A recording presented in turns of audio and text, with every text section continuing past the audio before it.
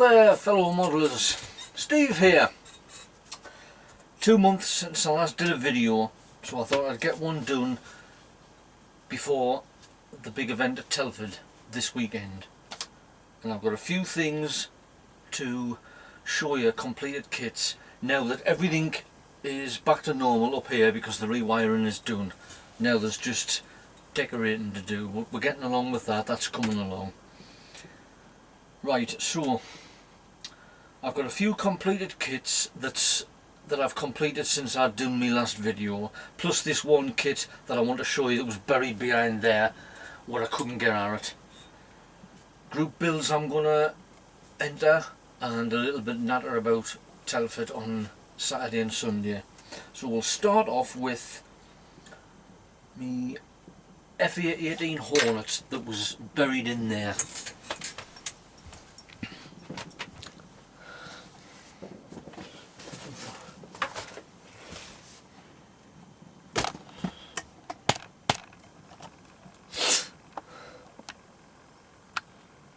And there it's on there, and it's a monogram kit, 1/48 scale.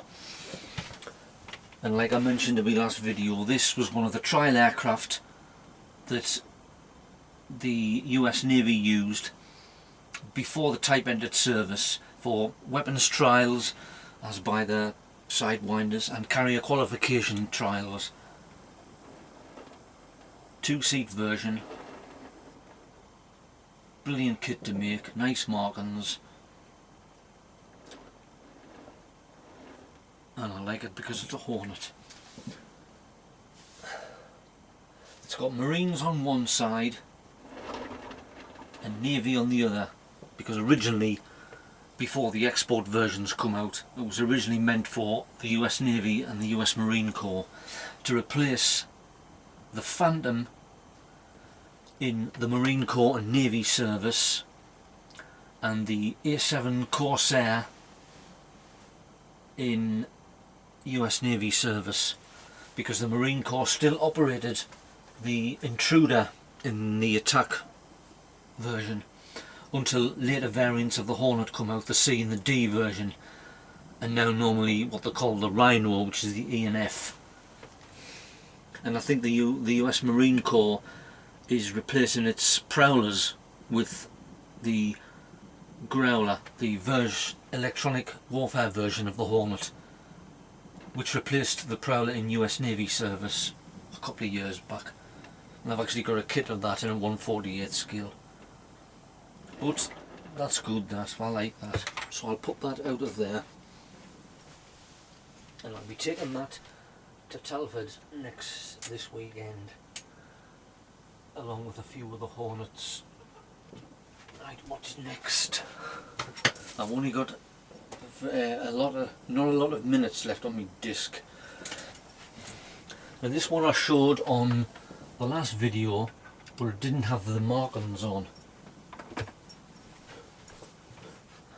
And it's that one, which is the old Airfix Mark 1 Escort. Union Jack on the roof. It's meant to be like a racer type. I don't think it's a rally car because it hasn't got a roll bar in. It's just a custom car. Wide wheels, SO badges, and number 10, which was off an old kit. And like I said, the registration, which is my own private one. Now, I like building that, and it's turned out very well. And it looks the part with the markings on. The bonnets fell off. Right, what's next? Not that one. Now this one, which I'm nearly finished, which is the Challenger 2 main battle tank. Now I've enjoyed doing this. I put the tracks on. How long have I got left? Only 18 minutes. I put the tracks on and you can see the joins there, but on the diorama which I've got there, what I showed you in the last video, I'm going to camouflage it, which is what you can do with armour. It's turned out to be a very good kit, I like it. And the turret is down here.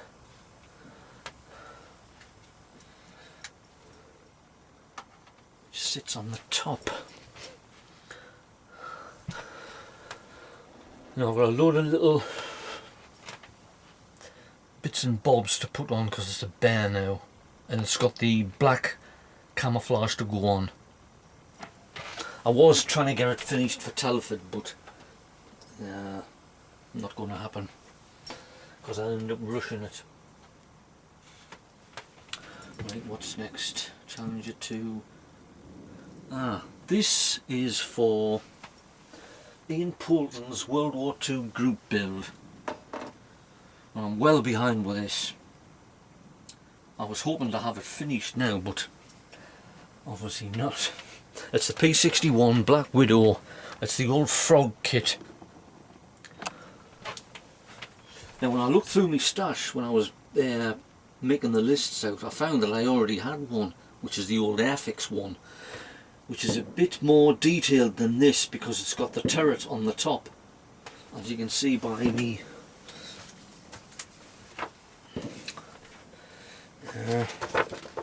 The reference notes here, where is it? See, it has a turret on the top, but some of them, the early versions had the turret and it was deleted for some reason, I don't know why. And there was no way I would get that finished for Telford, so. But it's turning out a good kit, and it'll be an easy paint version to do because it's all black with the white invasion stripes underneath.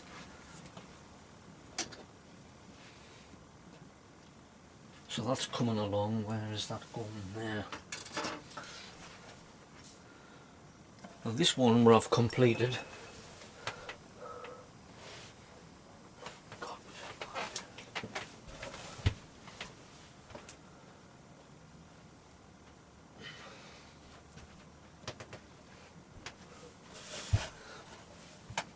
Which is another Hornet, and this is a 1/114 scale.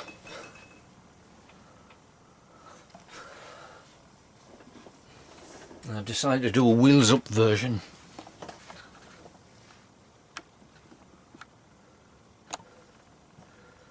I'll just leave it for there with a fancy little diorama, and it's got a pilot in. These little kits, I like doing these. I've got a few of the Hornet ones, and I've also got a Tornado and a Russian one, which is a MiG. I think it's a MiG-20, a MiG-28 or a MiG-31, which is the one with the forward-facing wings. So that's that there. And the only thing I don't like about that is the low visibility markings. They're rubbish. It's got a bit of a colourful tail because it's a carg bird, and the commander air group and the commander of a squadron always gets the colourful aircraft, but it's still got the ball and low visibility markings. I don't like them one bit. And this one, which was in the last video and which I've now finished,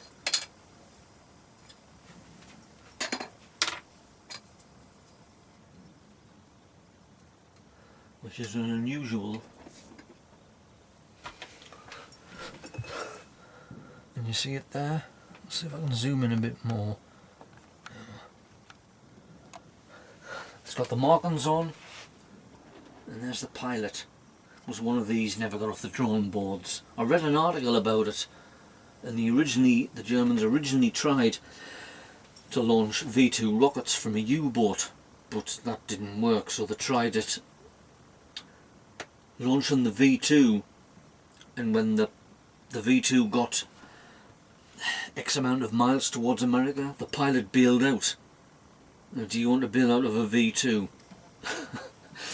And it was guided to the target by radio from a U-boat, which hopefully picked the pilot up, but that never got off the drawing board either. One of the many weird and wonderful things that the Germans thought of.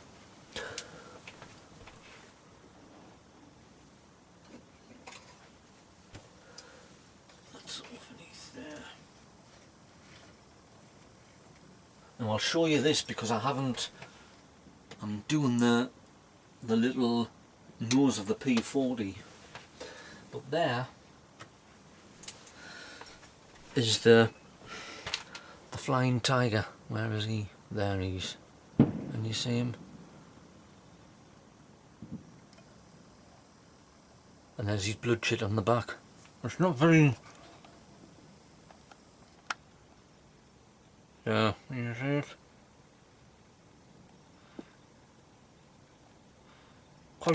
Quite pleased with how that turned out for a figure. And obviously on the last video you've seen the cheetah that goes with it.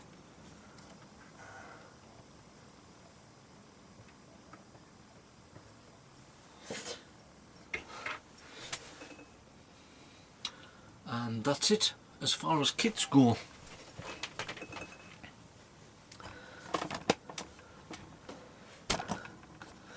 So now with me last 16 minutes,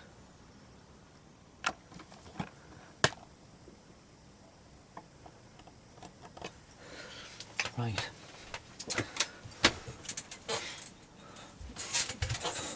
group builds that I'm entering now. Len, I can't pronounce his last name, Chancellor North Wales, hi there Len, he's doing a pure for flight group build. Now the criteria is that it's anything that was designed to be purely for flying. No fighter aircraft. He did say a transport aircraft would get away with it. No airliners, so you could have like light aircraft, gliders, which I think he's doing. And I'm doing that. One of the old PM model Sea Furies in the markings of one of the air races that are held in America. These do very well. Now I'm looking through schemes on the internet, but I might try and design one of my own. And that started on the what's the date today? It's the 3rd today. It started on Friday, but I haven't put it up. But it isn't. It's unstarted, so don't worry about that. But I haven't put it up on the Facebook page yet. And another one, which is Brit 48. Now I did one for him last year. I think he's a lad called Tim Hedworth. I think that's what his name is. I might be wrong. And I did a Sea Fury in Royal Australian Navy markings, which was too late for us to take to Telford, which I will be taking this weekend. But the next one he did, and it's all 1/48 scale aircraft. He had a list of them, and there was 4s, as in enemy. I can't remember what the other 2 were, but obviously the 4 won. So you had to pick anything that fought against the British, whether it's modern era, so you could go for one of the daggers that fought in the Falkland Islands War, or a biplane right back to World War One, as long as it's in 1/48 scale. And I had a look through my stash, and I did have an ME-262, but I'm not sure whether they fought against the British, because they were mainly used for air defence against the flying fortresses of the American Air Force. So it was mostly, I would think, Mustangs and Thunderbolts what it fought with them. So I decided to look through, and I found this, which is the Hasegawa, the MiG, not a MiG, sorry, a Mashi MC-202 Fulgore. If you look at it, it's just a beautiful looking aircraft. Obviously it was designed by the same bloke who designed this.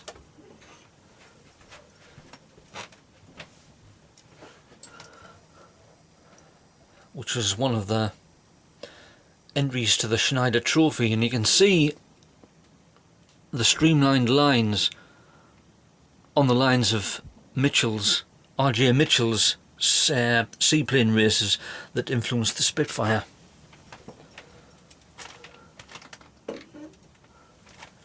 I made one of them, the old frog kit, but it was a 1/72 scale. But that, I like that, and the camouflage is just fantastic. Italian desert camouflage. And as you can see, there's a Kitty Hawk there, and that looks like a Martin Baltimore Bombers. So it's attacking the British. How long have I got left? Oh, 11 minutes. So that's me group builds. And I have got a Hinkle HE177 that I've started, but it's in a box there, so I'm not going to get that one out. And that's about it regards kits that I've built. Like I say in the last one, I was trying to get them all done, so I'm not starting loads when all of this is finished. Oh, there's one kit that I've started, which is this. And it's the Boeing 377 Strato Cruiser. Now I did start one of these before, but while I was moving the boxes about and the stuff about in the loft, a box went on top of it and just crushed it. So I said, balls. So I ordered another one, and I'm doing it again, and this one's a bit better. I've modified the colour scheme a bit. I've just painted the tail there, and it's in the markings of, what was it, Transocean Airways, which flew out of Oakland, California. And there it's. Now I could, if I had the time, get this finished in time for Telford, but I'm not going to rush it because the markings are very fiddly. There's a long cheat line there with the windows on, and you've got to be patient to get them straight, so I'm not going to rush it. So that's not going to Telford this year.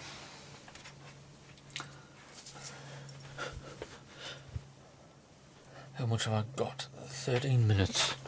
Right, so that's it. As regards group builds, there is one other one which I haven't started yet.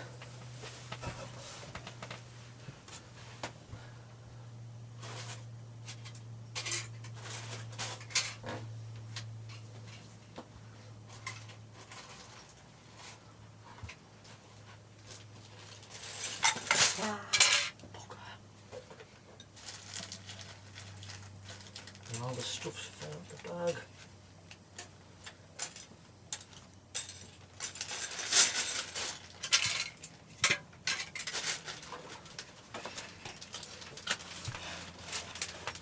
This is for,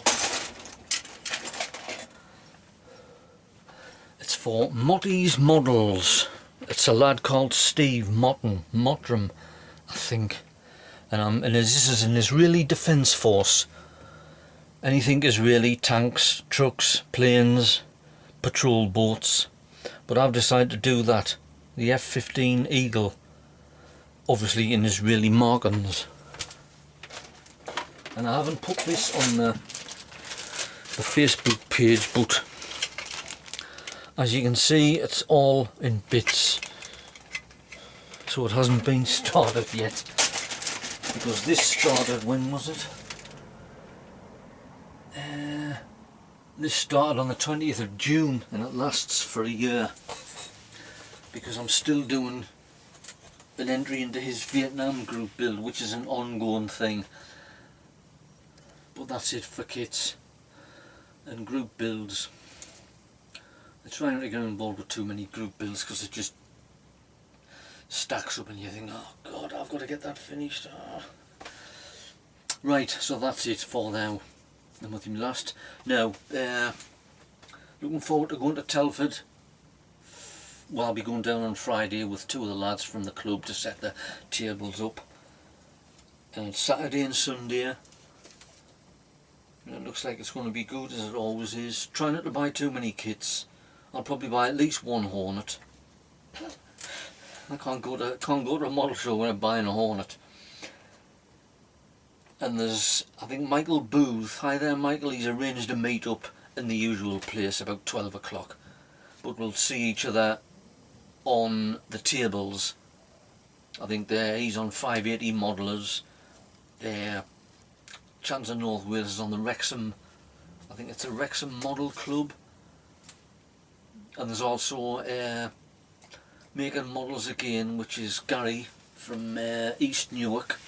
He's always got a table he was always got a theme on. He had commando books last year, which was really good. So it'll be interesting to see what theme he's got this year. And I think I've got about 3 plastic containers of models that will go down in the car, and that's a good weekend. And I'll come back on the Monday by train because I like to have a rest. I can't be bothered rushing about. So that's my video, and I'll probably upload this not tomorrow. I mean, today is Sunday the 3rd. I'll be at the Model Club tomorrow, so it'll be probably Tuesday when I'll upload this. But it'll be done before I go to Telford. Right, so I'm going to run out of disc now. So happy modelling, and I'll see you guys probably all at Telford and on the next video. Bye now.